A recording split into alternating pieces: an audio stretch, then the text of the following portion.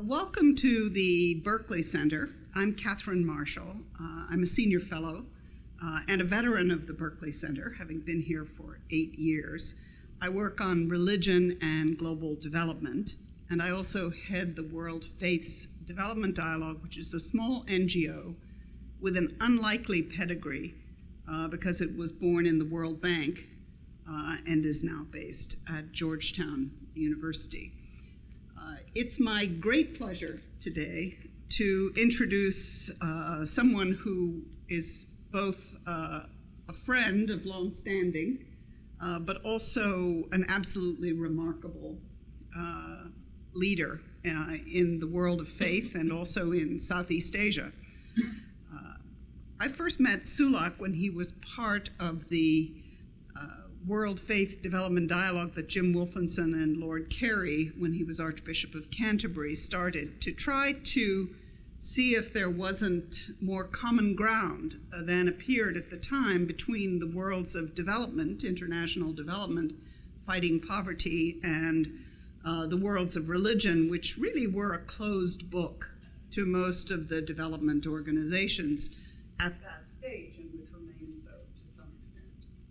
So a pillar of some of the early meetings of leaders, global leaders, was Sulak Sivaraksa, who had a remarkable gift, which I think he still has, of speaking truth to power in ways that they hear and with a smile, which conveys some of the spirit of his faith. So we've had many discussions over the years, so I know a little bit about his remarkable history.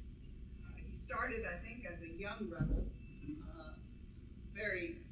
as a child, refusing to follow the course that was traditional within his family. He studied law in the United Kingdom and Wales, I believe. Went back to Siam, which he makes clear is the proper way to refer to his country, and has since been speaking truth to power and helping to mobilize and to organize the Buddhist communities to be engaged, to be truly part of the society and of the changes that go with modernization and development the way we would like to see them. He is right now very much involved in many of the issues that are coming to some extent unexpectedly of religious tensions and religious conflicts in the region. He has many publications, and I'm sure we can find lists of his publications, but his latest book is Love Letters to the Dictator. So I think that gives some sense of where he stands in relation to some of the political changes and political turmoil that's taking place in the Southeast Asia region. So Sulak will talk for 25 minutes as the spirit moves, but we'll hope to have a lively conversation with all of you. So welcome, and thank you for making time in your month-long visit to the U.S. By the way, if anybody wants that book, Love Letter to Dictators, you can order to my two assistants there, both in English and in Thai. And when we first met, in fact, we were entertained by Prince Philip in Buckingham Palace.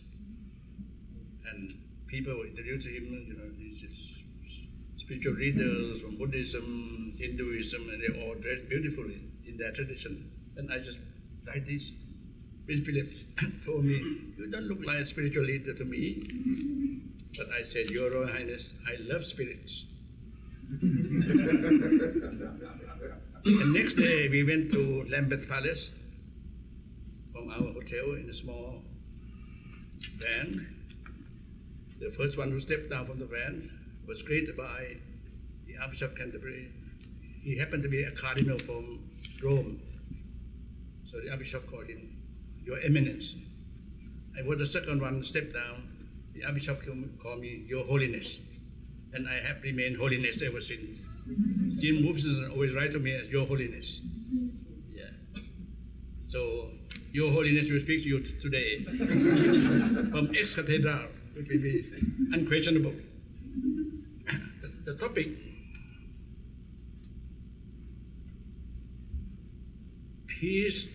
Buddhist peacebuilders, right? And fresh challenges in Asia.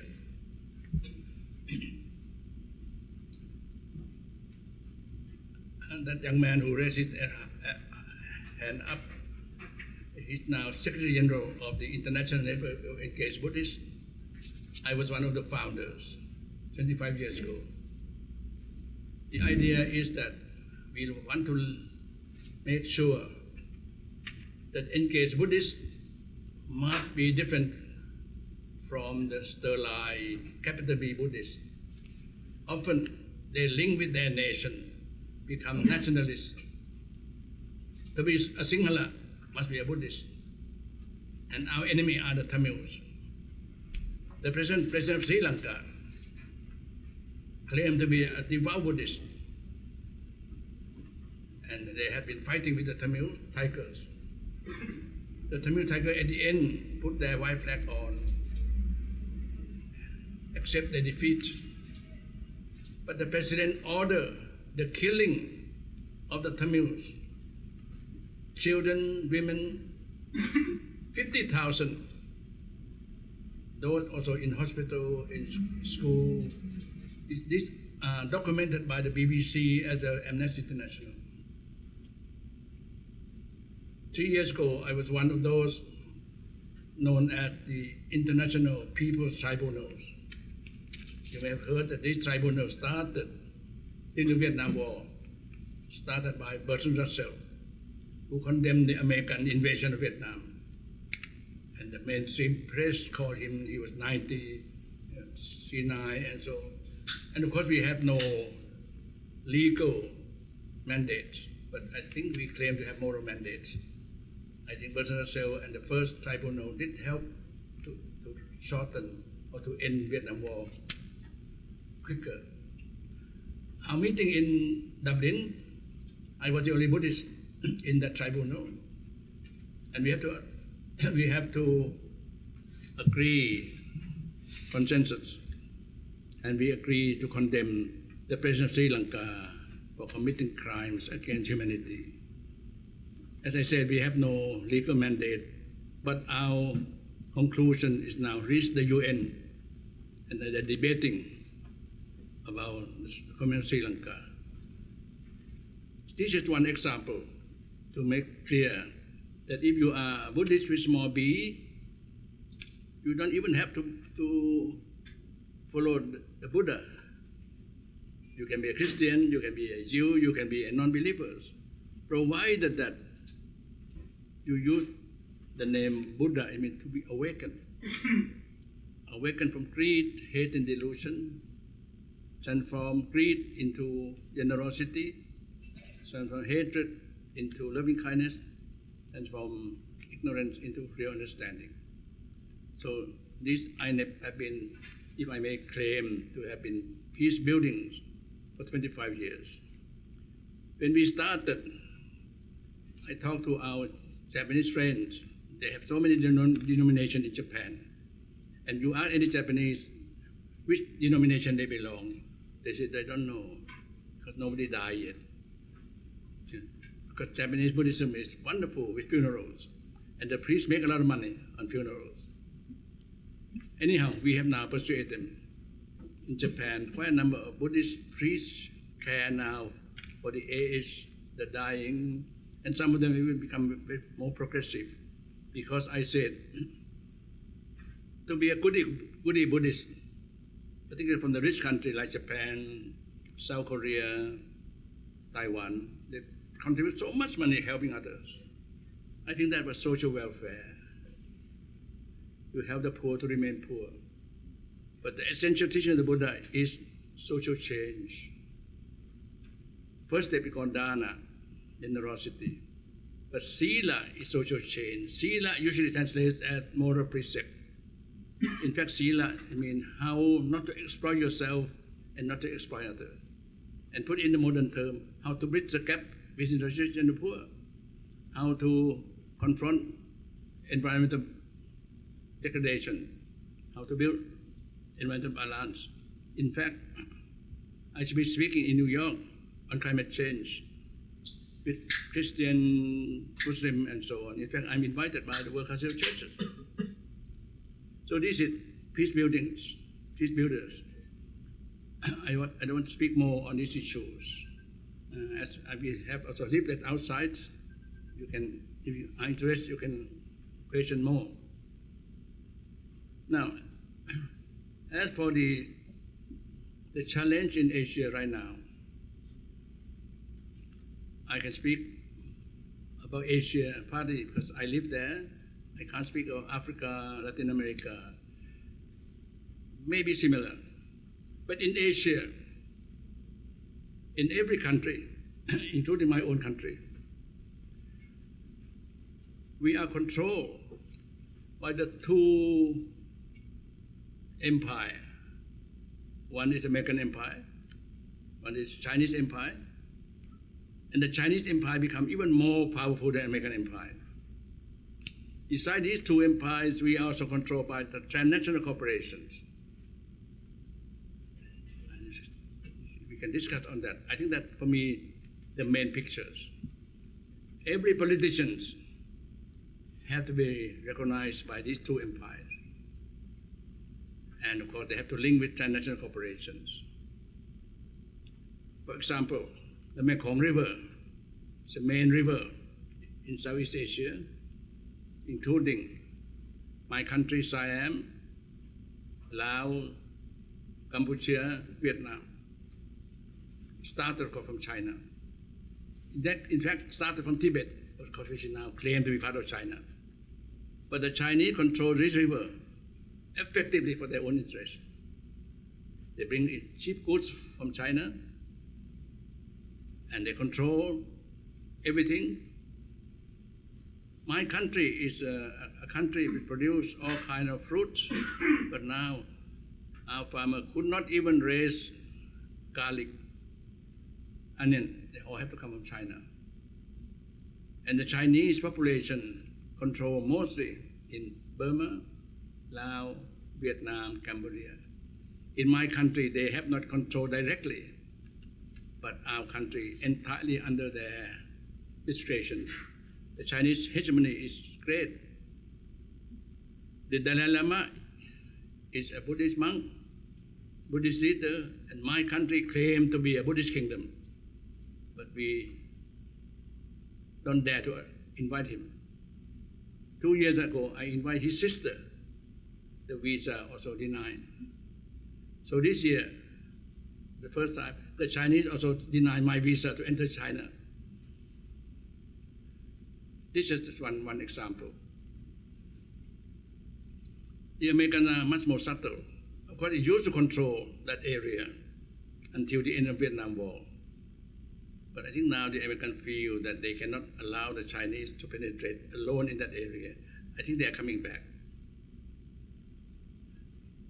Unfortunately, if they come back with good intention, instead of supporting military, instead of supporting international cooperation, I think the Americans would be doing wonderful work in peace building.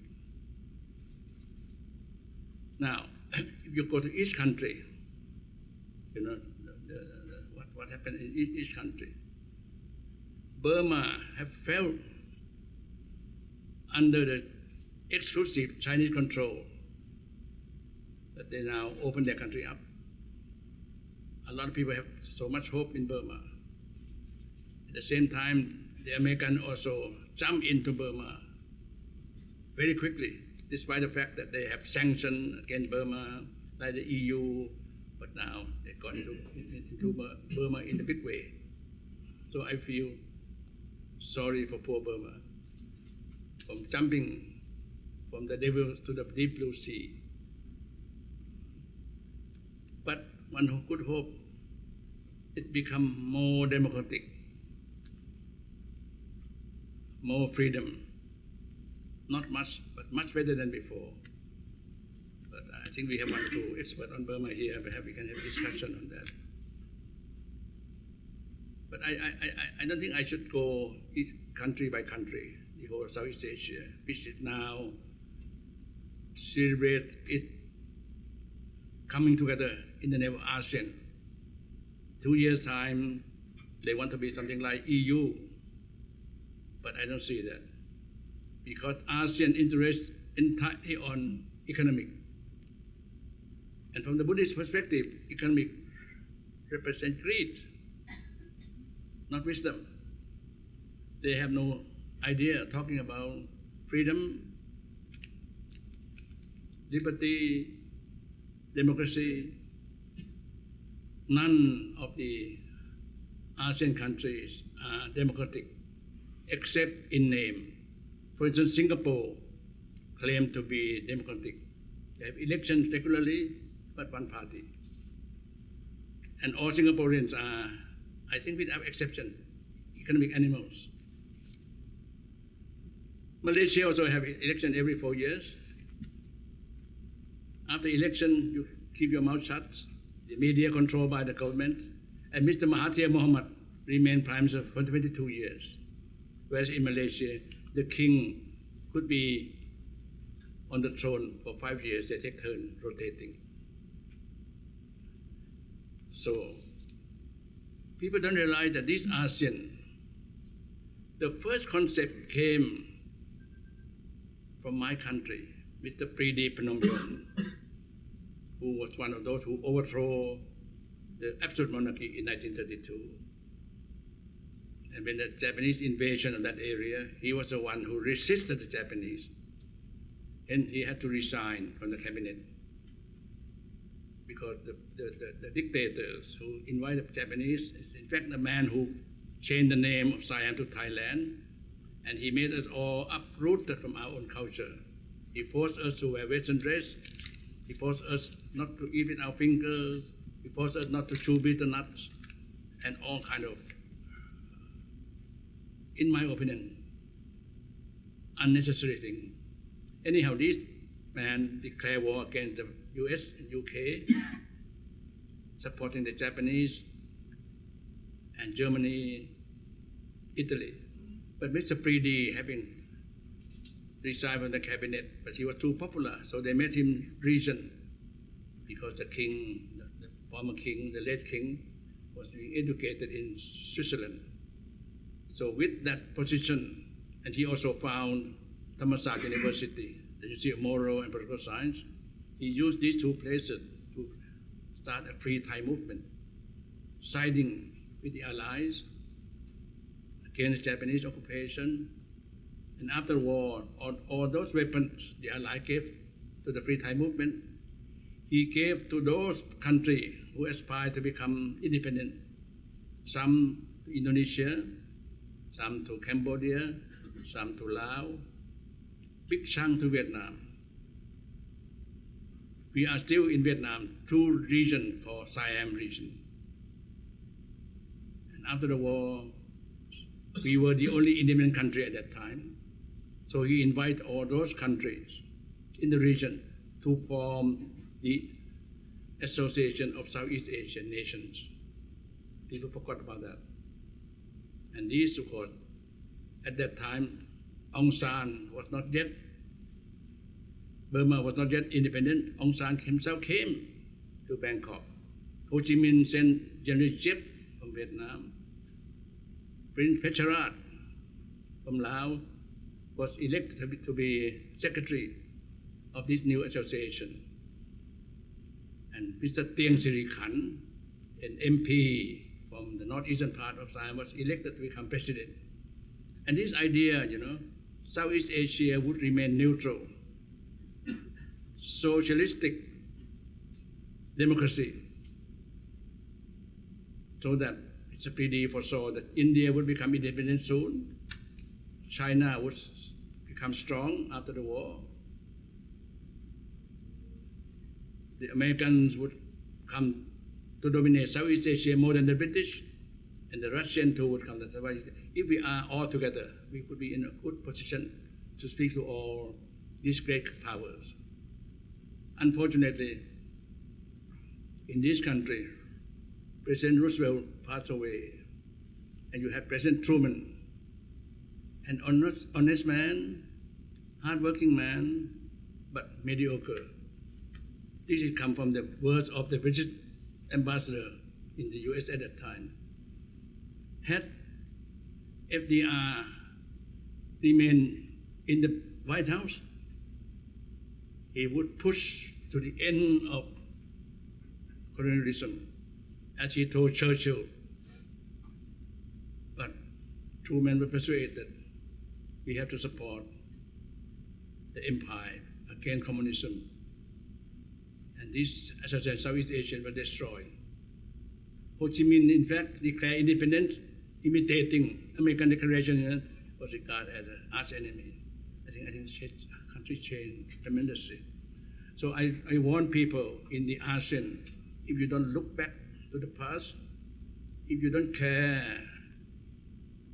for more to preserve our cultures, to care more for freedom, democracy, ASEAN is going to be a fake.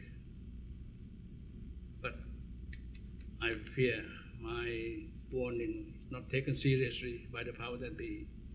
As I told you, I wrote these love letters to the dictators. They don't take it seriously. But still, this is better than the coup d'etat in 1991, when I criticized them, as Katherine says, speaking truth to power. They were not amused. And not only that, they even wanted to kill me, a man with a pen. And being a brave man, I escaped to Laos, to Sweden, to this country. But this time, they have not regarded me as enemy. But who knows? In a week time, I shall be home. There may be a golden vehicle to take me straight to jail. But that's not the main issue. The main issue, I feel that as a human being, we must have moral courage.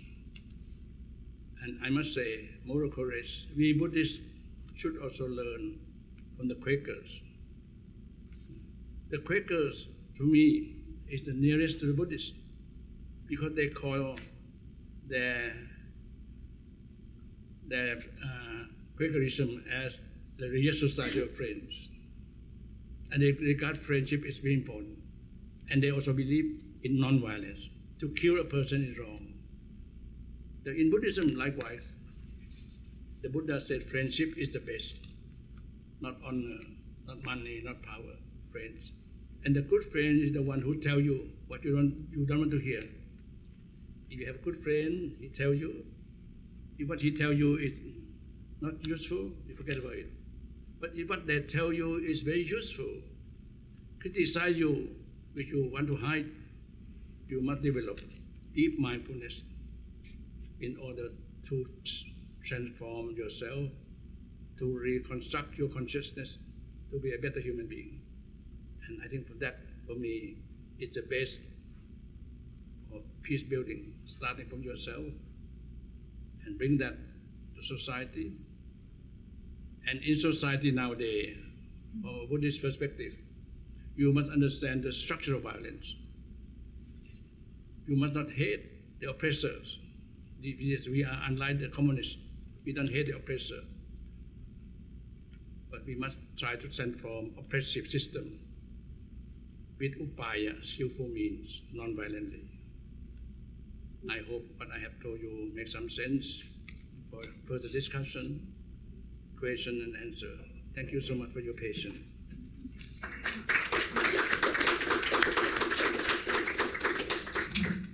While people gather their thoughts for the questions, let me start with one. I know you focused a lot over many years on education, and we're here in a university. So I wondered if you could give some sense of your feeling of what's happening with these new generations and how you think the education system needs to respond to the challenges you see? Thank you. I mentioned only International Network Engaged Buddhist, which I co-founded with a few friends. But in 1995, when I received the Livelihood Award, the so-called Alternative Nobel, I used that money to start Spirit in Education movement since 1995. Spirit in Education movement, the idea is that mainstream education only educate people at the head, very much by the Cartesian concept, cogito ergo sum. The more you can think, the more you can become clever. And the cogito is thinking, ergo is the ego. The ego becomes more and more strong, more and more selfishness, and you conquer others. Not only human beings, even animals, plants. And you cannot teach morality with thinking, because you cannot define goodness. Since this education movement, we feel that education must have spiritual dimension. And spiritual dimension started with your own breathing. We breathe in all the time, 7 days a week, non-stop. If we educate ourselves how to know how to breathe, instead of breathing in anger, anxiety, greed, we learn to breathe in mindfully, to breathe in love and compassion, so that we can synchronize our head, our heart, in order to see that suffering is not only personal suffering, social suffering, environmental suffering. And we learn that other people are as important we are, even more important, particularly those who are suffering. And sometimes they suffer because of our lifestyle. I think Sweden education movement is 15 years. I think we are working again.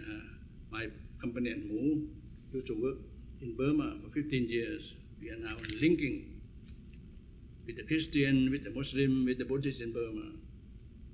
The Burmese monks are wonderful, because of government hopeless. The monks were wonderful in teaching, but they still use the old style, beating. We have to convince them. Now, I said, Buddhism is supposed to practice metta, loving kindness. Beating is not metta. And they're wonderful monks, but they forget they're all male chauvinists. They have to regard it. The female ordination is not possible in Burma now, but it is possible now in my country. 10 years, we have more and more women ordination. And I told them to look at Taiwan. Taiwan, there are 6 times female monks than male monks. And there's no sexual scandal, no financial scandal. They work at first social welfare, Tzu Chi Foundation, the most well-known foundation in Taiwan. But there is a nun, very brave. She challenged government. And not only that, she worked with Catholic, Protestant, campaign. The Taiwan government stopped to have a casino in the country. And now they challenge government to stop having nuclear power. This woman and I were invited by her 2 months ago, International Symposium on Animal Rights. And she married lesbian couples. A lot of controversy, but I supported her. I said, in the Abrahamic religions, Judaism, Christianity, Islam, you cohabit in order to produce children. But in Buddhism, you marry in order to tame your lust, to transform lust into love. There's nothing wrong if they want to marry the same sex, because the idea is not to produce, but to transform lust into love. Anyhow, I think this is partly, and I may not answer your question properly, but we are, for me, education is the key. And if I may say so, I have criticized mainstream education But in this country, one thing I feel wonderful in this country, the young students in many countries have now gone out to Asia. During Kennedy time, they were Peace Corps. They went to save us from communism. Although they failed on that, some of them become good friends. Some of them learn things from those areas. But now this time, young Americans gone out in my area, not to save us, but to learn from us, to learn from the poor. By the process of learn, you build up the Kalyana Mitra. And I think tremendously. And a lot of young people in this country also learn to breathe properly.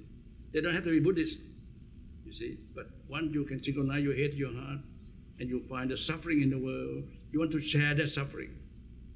I think that's a very good sign. Wonderful. So who'd like to start with a question?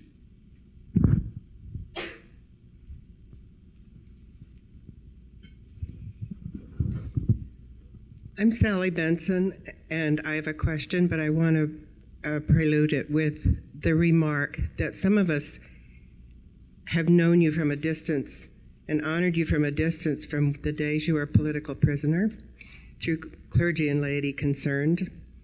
And I want to add that Jackie Chagnon has just called and wants to give you her greetings and is sorry she can't be here. My question has to do with education too. We're interested in the monastic, the alternative monastic school program, if you could speak to your role with that. Alternative monastic school program. I think your people are involved with that in Myanmar. My colleague, Mu, can you come out? The monastic school, I think he's getting involved, I think both in Burma and Laos. You can bring the chair.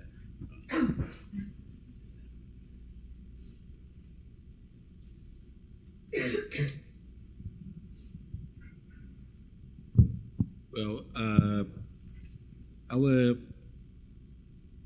alternative monastic program is started actually after the the Saffron Revolution. At that time also we realized that actually is the Buddhist also is very powerful in the community levels. Like, in the new modern world, you have to build up the non-governmental organization or community-based organization. But by the traditional, we have the monastic as a kind of community-based organization there. When there disaster, natural disaster, people come to the monastic, and monastic is helping for relief work and so on, or even for the development, community development projects in the community and so on.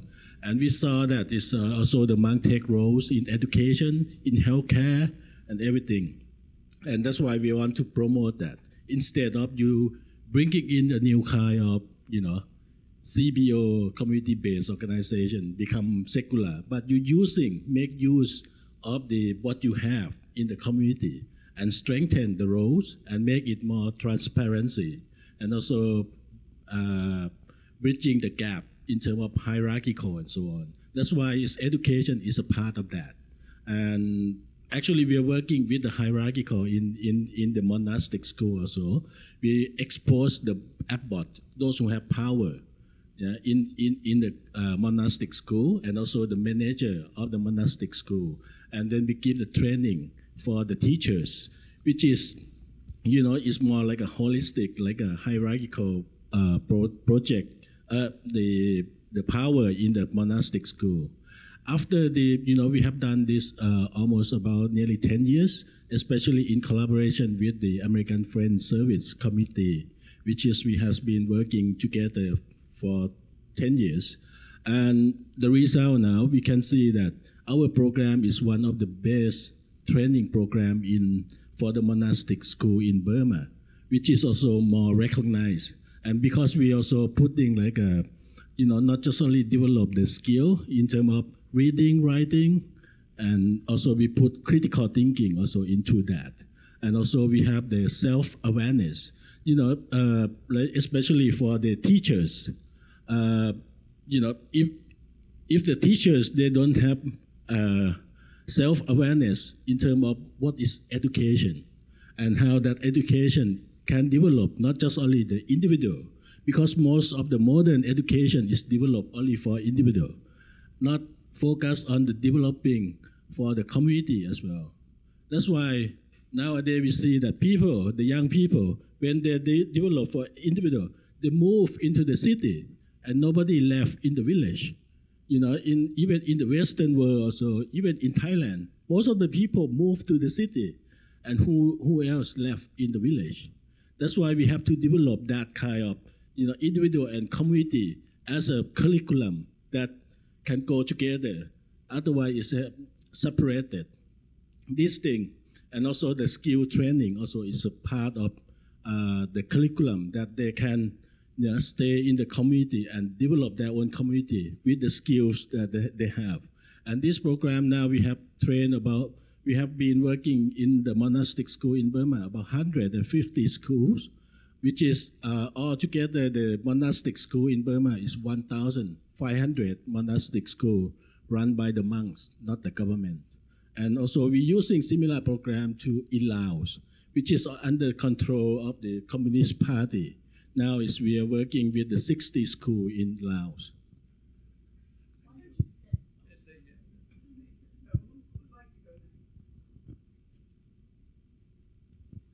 Hello, so regarding your education initiative, sorry, my name is Dan McDevitt with U.S. Campaign for Burma. So with respect to your education initiative in Burma, what are you doing to promote interfaith dialogue, if at all, with respect to the rise of Buddhist extremism and anti-Muslim violence?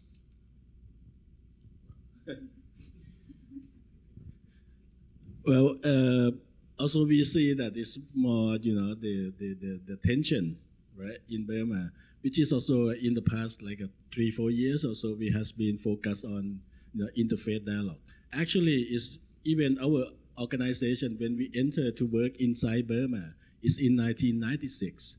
We worked with the Kachin Baptist Convention, and later on we expand to the Catholic, to the Anglican Church, to the Buddhist.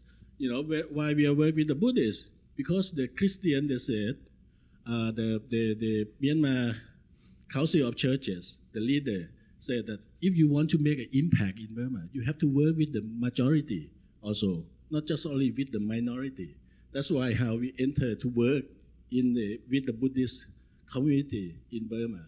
And so far we have trained over about 1,000 people in Burma with 3 months training program, and they went back to Burma. 100% of them went back to Burma and developed the project and organizations in Burma in different parts of the country. And some organizations become even bigger, much bigger than us. Right? In the beginning, we helped to start like Metta Development Foundation from 2 people based in Bangkok. We helped that. And now they have 600 staffs in Burma. Or Shalom Foundation is working for peace and ethnic nationality.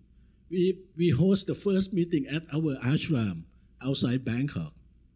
5 people sitting together and set up Shalom Foundation.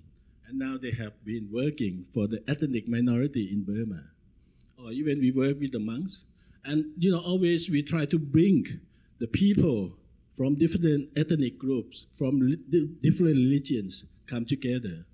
But nowadays, there are so many interfaith activities in Burma, and some radical monks, they're blaming that those who are doing this interfaith activity, they got money from whether Christian or the Muslim. Now a lot of things are stopped. Even interfaith forum and so on is difficult to organize. In coming November, we will organize the intra-Buddhist dialogues in Mandalay, which is we will bring the Buddhist activists come from different countries, and we'll have that to voice out from the Buddhist, international Buddhist group, to that, how we can develop the social harmony from Buddhist perspective. We will do that on 29th of November in Mandalay. Can you, I think for many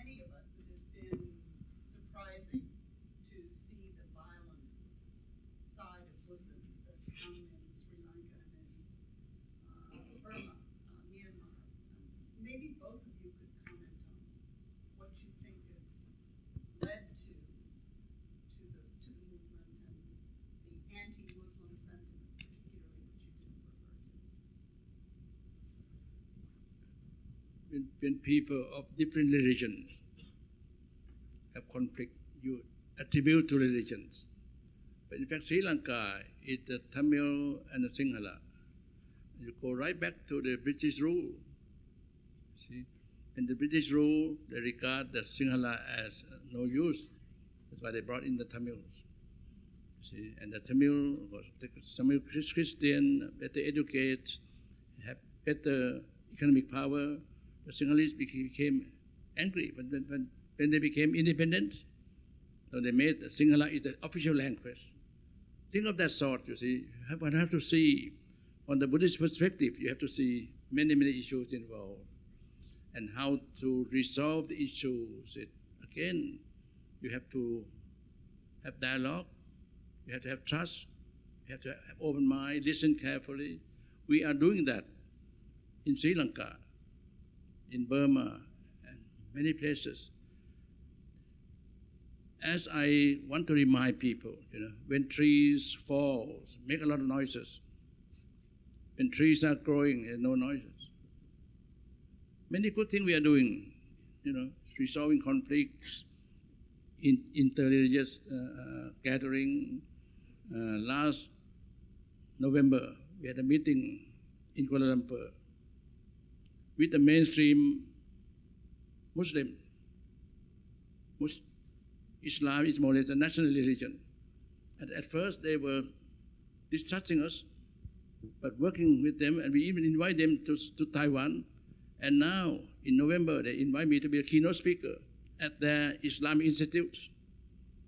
And our Buddhist-Muslim dialogue try to resolve issues in Burma, Sri Lanka, Indonesia, India, will be hosted by the Indonesian government.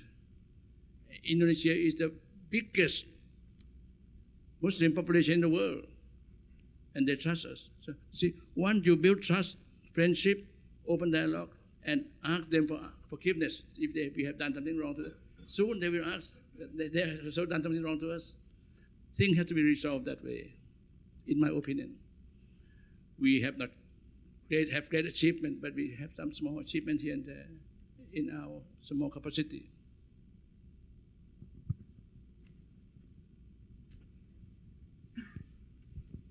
Hi, so I'm Matt Regan from the University of Maryland School of Public Policy, and I'm also the Secretary of the International Buddhist Committee of DC. So this is kind of talking about the radical monks. So as engaged Buddhists, as Buddhist peace builders, these movements now are often headed by monks. So in speaking truth to power, is there a different approach as Buddhist lay people maybe disagreeing with monks? How does that, what's the dynamic? Is it as easy as a political dictator, or is there some other means, some other skillful means necessary?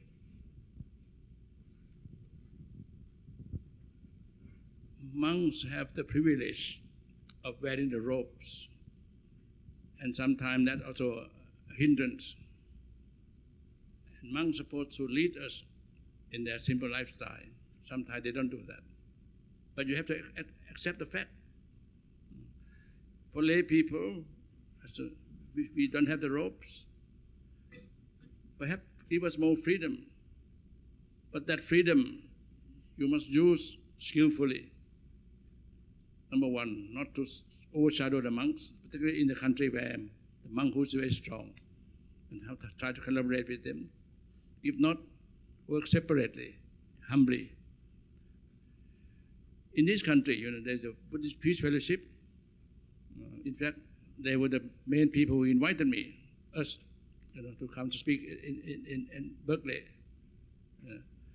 because they were the first groups of Buddhists in this country try to confront suffering, how to do something social justice in the Buddhist way.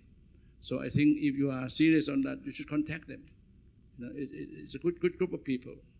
Started by Echin Roshi, and I'm still on the International Advisory Board. Have I answered your question? Thank you.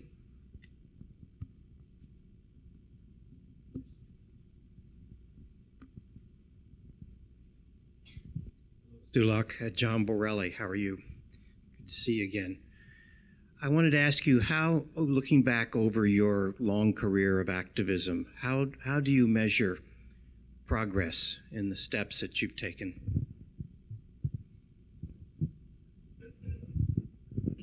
I feel, every achievement is a failure. You see, Gandhi failed.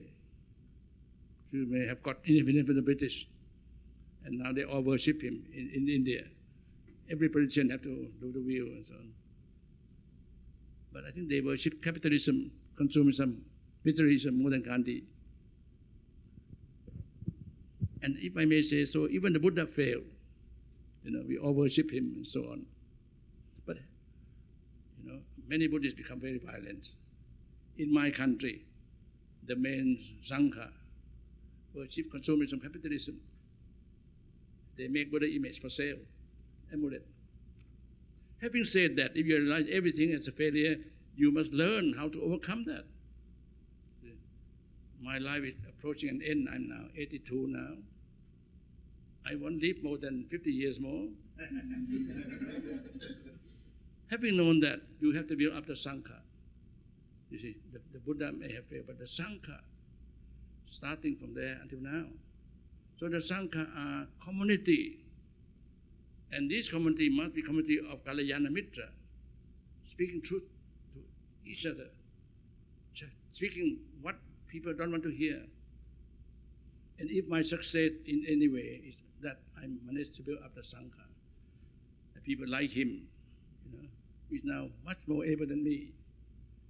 And he also challenging me, not to mention that he's gossiping behind my back. And I told Aung San Suu Kyi, when I first met her in Burma, I said, if you want to be successful in Burma, don't aspire to become president. Aspire to have good Kalyana Mitra, people around you, particularly young people who are not ambitious to become politicians, people who are with your Kalyana Mitra, to challenge you, and you build up that, and that you can change the society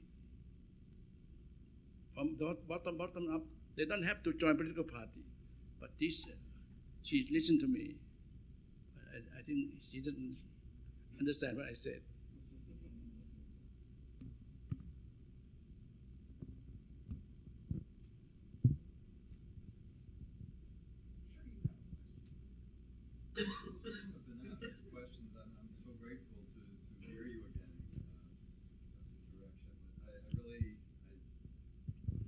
I honor your presence. I hope it inspires us.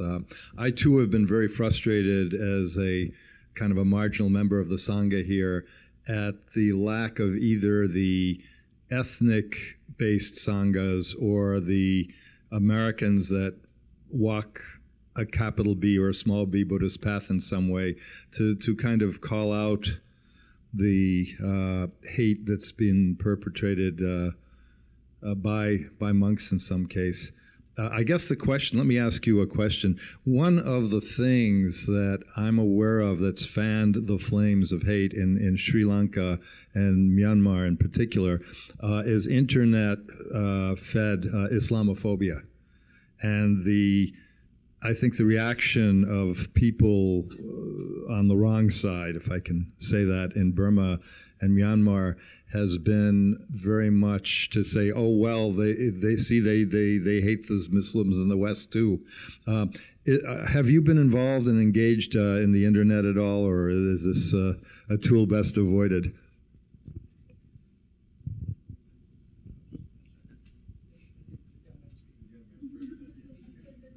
Well, I think it's the conflict is starting about 2 years.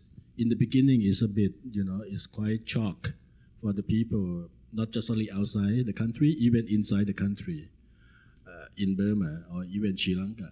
But I think now is the situation is even, sometimes it's getting here and there, but people are slowly try to manage how to using coping in terms of try to set up some level of system that is to cope with or preventing the situation in different parts of the country in Burma. which is before coming out, I went to Mandalay also, and then some of our friends in Burma, they also said it's now a little bit slowly they try to manage with that, which is I think is the hatred is still there. Some using a lot of the like social media and so on. I think that also one part that it really have to deal with that. Yeah, we are not work directly on that kind of social media, which is difficult to control, but also there are different young groups in Burma in the Interfaith group.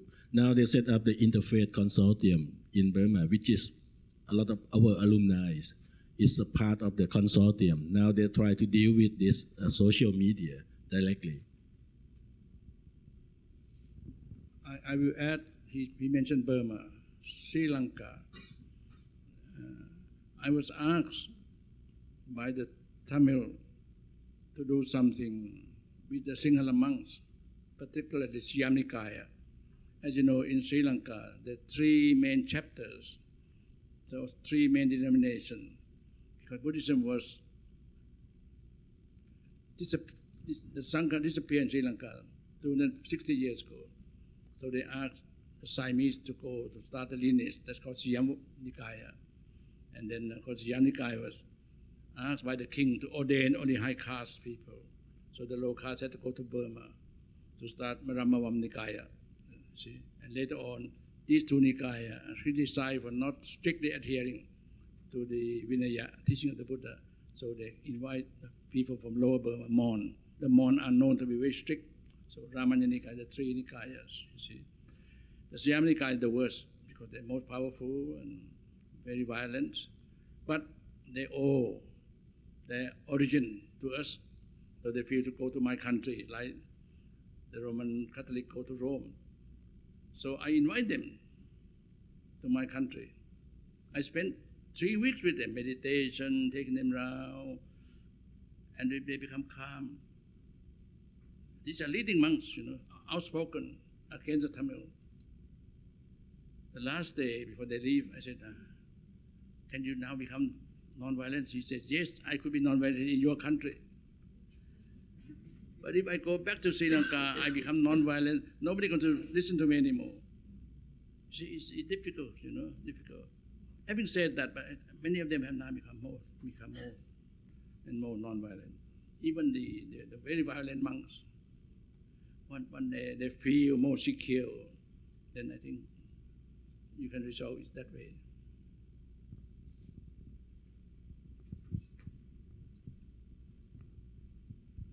Thank you very much, Sulak. I'm wondering, we've talked about, I'm sorry, my name is Bill Aiken, I'm with the SGI Buddhist Association. We've spoken about how these tensions have played out in Sri Lanka and how they've played out in Burma. And I'm wondering if you're seeing some of this, what might be called Buddhist fundamentalism or tribalism that's been appearing in those places. Is that dynamic happening at all in your country, in Thailand? I know there are some Buddhist-Muslim tensions, and I'm wondering how you see the progress of that happening in Thailand.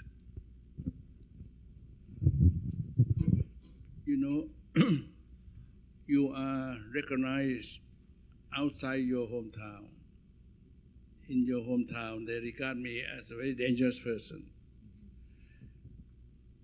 The Sangha in my country is in the worst state, as I understand it. Partly because it's part and parcel of the state. And the Supreme Council of the Sangha linked very closely with the state. And the state is full of violence. And the state worships capitalism, consumerism. The Sangha are the same. And they claim to celebrate. The rector of the Buddhist University have 2 wives, many illegal money. Many of them are like that. So no point. I try my best to talk to them and try to do things. But what we do now, and worse than that, we have one denomination called the Dhammakaya. The Dhammakaya teaching everything contrary to the Buddha. But they have followers, not only in the country, in Hong Kong, Taiwan, even from Japan. So what we do, we have to work with those on the fringe. There are also some good forest monastic traditions. There are also young people, particularly very well educated people from Oxbridge, and now become ordained. I think we have to build something new, and they are growing. I'm very happy that they're growing. And those hierarchical Sangha, I think they will die. One good thing about the Sangha, they cannot have children, not openly. So I think something new will take place. And of course, INEP also link those, the younger one, learn something from Korea, learn something from Taiwan. I see some hope, even in my own country. Can I put Professor Steinberg on the spot and ask what are the questions that are on your mind? Dave Steinberg, Georgetown and SAIS. Sulak and I have known each other for many, many years, from the era of the Vietnam War, as I recall. And I visited you at your home in Bangkok, and we talked about your work in Myanmar and Burma, which have been very, very important. The questions that other people have asked are the questions I would have asked, that I had intended to ask about the 969 movement, the problem of radical interpretations of Buddhism that are anti-Muslim. And the issue that I have is the focus on this will be in relation to the 2015 elections coming up in Myanmar. And this will cause many people to back off from the kinds of things that you believe in, that we all believe in, which is, amity among all the groups. Because politically, it is more or less indefensible for many of the Buddhists to be associated with, intellectually, with the Muslim community. But politically, it's anathema. So I'd like to have you talk about this sort of the political aspects, the reality of the political aspects of interfaith relationships in Myanmar, and what are the prospects? What is the politics in Myanmar looking to the 2015 election of particularly Buddhist relationships with Muslims and the tensions that there are people, Buddhists not being able even to recognize their relationships with Muslims? The political dimensions is what he's putting you on the spot on.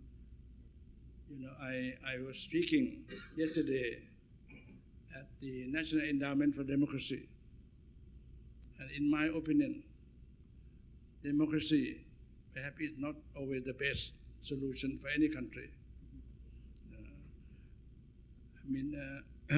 Bhutan was absolute monarchy until 2 years ago. But now they're in a turmoil, more or less, despite the fact of gross national happiness. Burma, I think, want to be democracy to please the West for economic prosperity. Deep down, they don't believe in it. I think democracy, you must have belief in it. Fundamentally, you must encourage free discussion at every level, free speech, basic human rights. If you don't have that, this is the ballot. And the ballot, of course, those who want to gain, the military have learned. They were overconfident that Aung San Suu Kyi won. Now, this time they want to beat her, and she wants to beat them. It becomes rivalry. And we don't have that experience. Even your two-party system doesn't work very well here.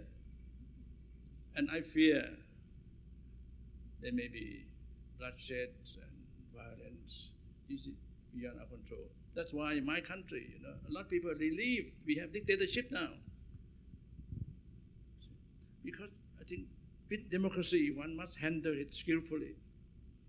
You must particularly in a Buddhist country, you must learn, as I mentioned earlier, how to breathe properly, to change, transform yourself, not me, the most important person.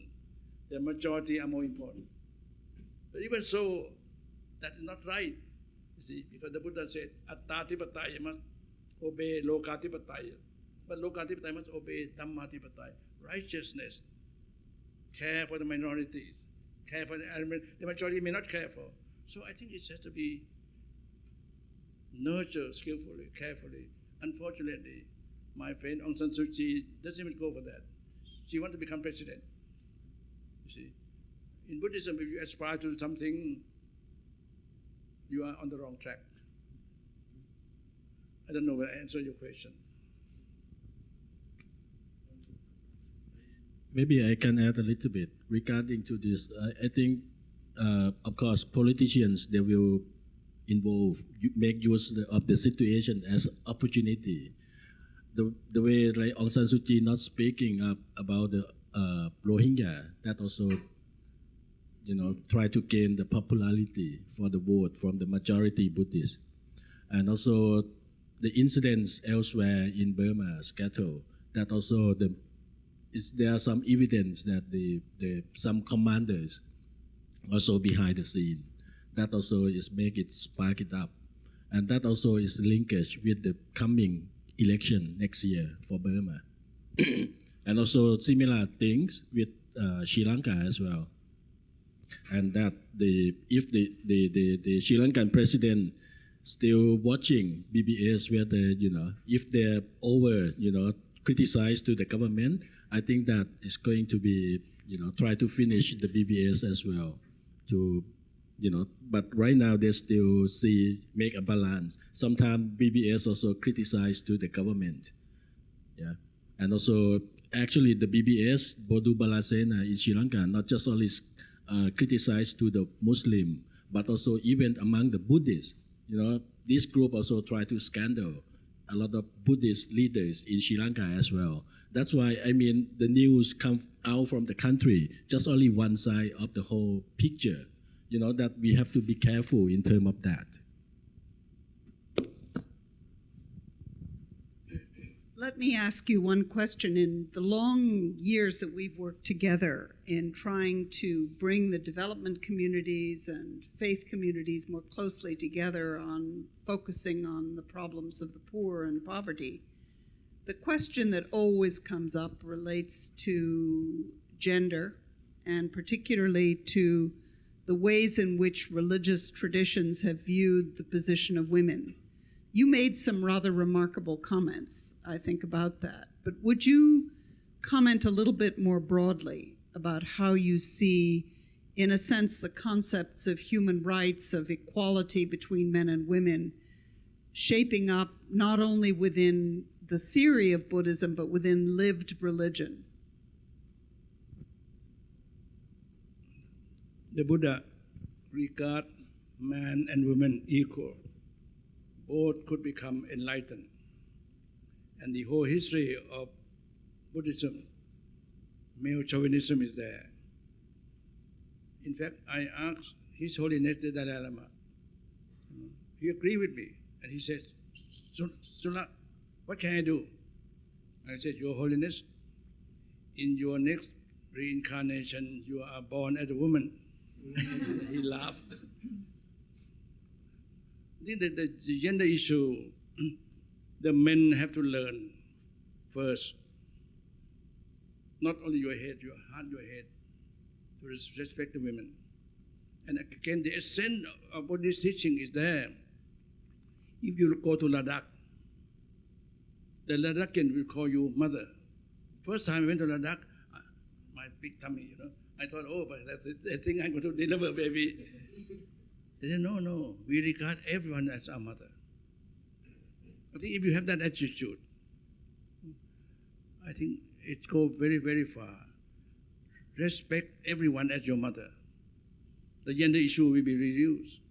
And as I said, in Taiwan, there are more female monks than male monks. They do wonderful things.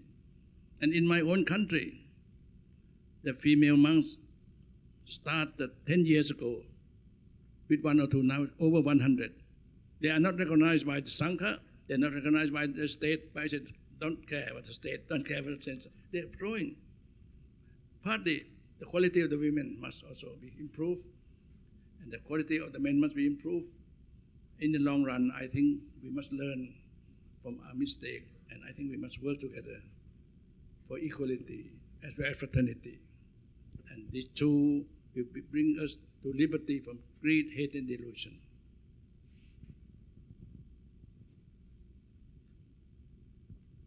Well, seeing no other burning questions, do you have any last comment, or do you want to finish on that note? Okay, well then it remains to me to thank you so much for being here, and thank you, Mu, for stepping in and giving us very insightful thoughts. It's always a pleasure to have you. We hope to have you back soon, and we wish you luck at the United Nations in trying to fix the broken world. So thank you. And thank you all for coming.